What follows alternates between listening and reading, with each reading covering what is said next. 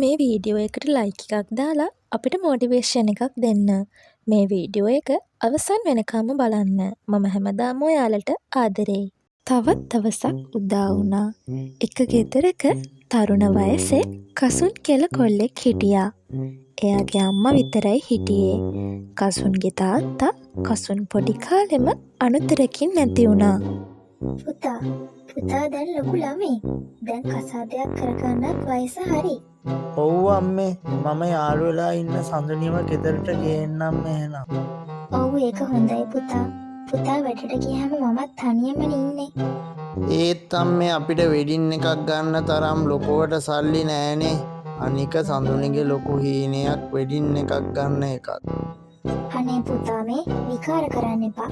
ඕවට වේදම් කරන සල්ලි අපරාදේ. නිකන් රෙජිස්ටර් වෙලා ඒ කෙල්ලව ගෙදරට ගේන්න. සඳුනිගේ හීන හැබෑ කරගන්න ඕන නම් එයාට සල්ලි හොයාගන්න ඕන. ඒවට අපිට කරන්න දෙයක් නෑ. අනික ඒ කෙල්ල රස්සාවක් කරන්නෙත් නෑ නේද? නෑ අම්මේ එයා රස්සාවක් කරන්නෙත් නෑ.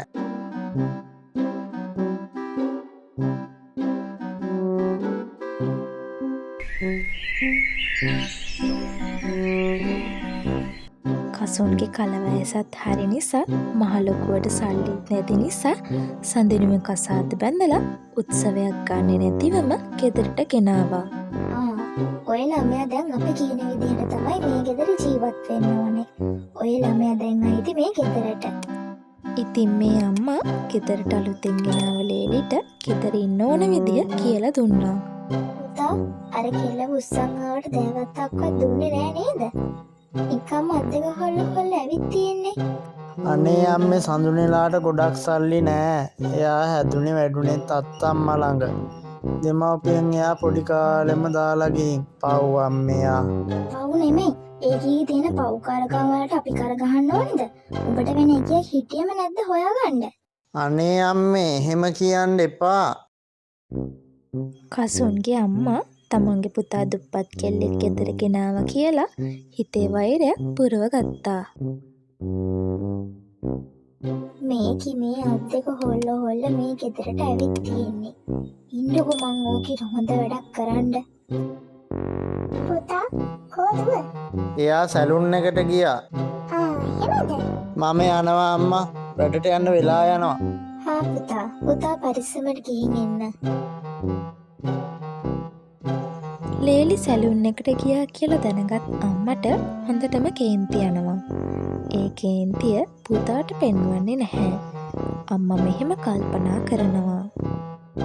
මේකි මේ සැලුන් ගානේ ගිහින් මගේ පුතාගේ සල්ලි නාස්ති කරනවා. ඔය එන්නේ හැඩ වැඩ වෙලා මගේ කොල්ලගේ සල්ලි ටික නාස්ති කරලා. උඹ කොහෙද ගියේ ගෙදර මෙච්චර වැඩ තියෙද්දි? සැලුන් එකට ගියේ අම්මා. එහි බැම කලවගෙන එන්න. ගොඩ කාලෙකින් යන්න බැරි වුණා. ඒව හොඳටම ඇවිල්ලා තිබ්බේ. උඹට මෙතන එහි බැම කප ඉන්නද මගේ කොල්ල අච්චර දුක් මහන්සියලා සල්ලි හම්බ කරන්නේ? ගෙදර වැඩ තියෙද්දි යනවා යන්න රස්තියාදු ගහන්න. මගේ කොල්ලගේ සල්ලි ටිකක් නාස්ති කරනවා මෙතන ඉඳගෙන. අනේ අම්මේ ඉතින්. අනේ නෙමෙයි. ආයෙ මගේ කොල්ලගේ සල්ලි ටික විනාශ කරන්න ගිහින් තිබ්බත් මම නරක ගෑණි කියන්න එපා. නැන්දම්ම සැරදාපු නිසා ලේලි තනියම දවසම පැත්තකට වෙලා දුකින් කල් ගෙව්වා. මොකද සඳුනි දුකින් වගේ? ඇයි අම්මා මොනවා හරි කිව්වද ඔයාට?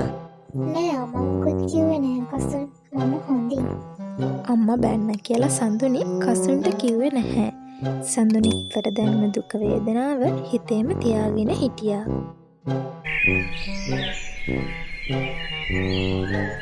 ඔය දරුවට හරියට කෑමක්වත් හදාගන්න බැරිද? මොනවද ගෙදරට වෙලා ඉගෙන ගත්තේ? බලනවා මේ උයලා තියෙන කෑම. හැබැයි අම්මේ කසුන්නම් කිව්වා කෑම හොඳයි රසයි කියලා. මගේ පුතා එහෙනම් බොරුවට කියන්න ඇත්තේ. මේවා කන්න පුළුවන්ද මිනිස්සෙක්ට? හරි අම්මේ මම ආයේ හොඳට උයන්න බලන්නම් තා ටිකක්.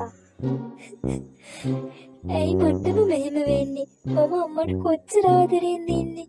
ඇයි අම්මා මටම බනින්නේ හැමතිස්සෙම? මේක මගේ පව්කාරකමද කොහෙද දෙවියනේ? ඔන්න ඒත් එක්කම කසුන්ගේ අම්මගේ හොඳම යාළුවාගේ දුව ආවා කසුන්ලගේ ගෙදර. අම්මා කො කසුන් අයියා වැඩට ගියාද? මේ අමාය දුවනේ. ඔව් පුතේ කසුන් වැඩට ගියා. දුව මේ කොහේ යන කමන්ද? අනේ නැන්දේ මේ මම පොඩි ඉක්කනව පෙරපාස හදාන්න ගියා. ඒව පෙරපාසලට දාලා එන ගමන් මේ පැත්තට ගොඩ වෙලා යන්න ආවා. කෝ සඳුන් නැද්ද අම්මේ?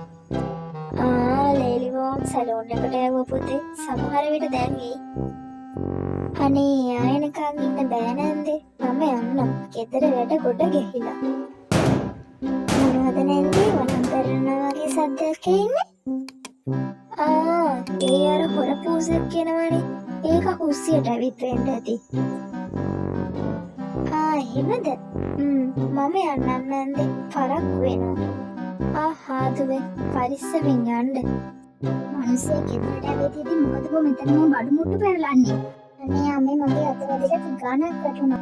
ඔව් ඉතින් මගේ කොල්ල හම්බ කරන බඩු මුට්ටුත් එක්ක ඔක්කොම විනාශ කරන්න. අයියෝ දෙවියනේ මෙහෙම විනාශකාර ලේලියෙක් මටම දුන්නානේ. මගේ කොල්ලගේ ජීවිතය විනාශ වුණා. අනේ අම්මේ මම හිතලා කරේ නෑ. බලපන් අර අම්මායා කෙල්ලට දරුවෙකුත් ඉන්නවා. උඹලා දැන් කසාදේ පැදලා කොච්චර කාලෙද? තව උඹලට දරුවෙක්වත් හදාගන්න බැරි වුණානේ. අපිත් ආසේ මොනපුරෙක් මිනිපිරිය කරතල් කරන්න වගේම කර්මයට මෙහෙම ලේලියක් හම්බුණානේ.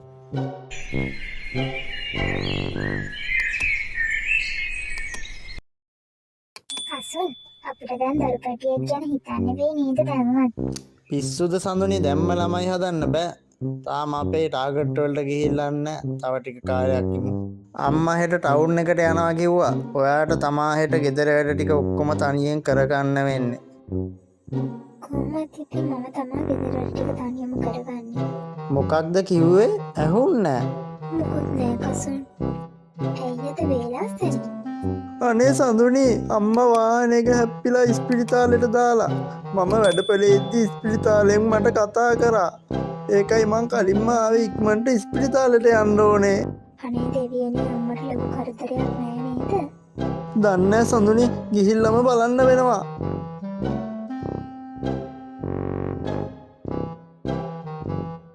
හදිසියේම අනතුරට ලක් වූ සඳුනිගේ නැන්දම්මා ඔපරේෂන් එකකින් අනතුරුව දින කිහිපයකට පසුව ගෙදර ගෙනාවා. සඳුනිගේ නැන්දම්මා අම්මා සදාකාලයටම එක්තැන් වුණා. සඳුනි හැමදාම නැන්දම්මට තෙල් බෙහෙත් කෑවා. අම්මව හොඳින් බලාගත්තා. ඉතින් දවසක්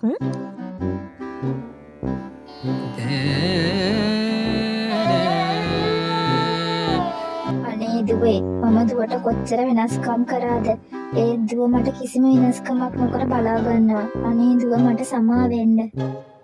ඒකට කමක් නෑ අම්මේ.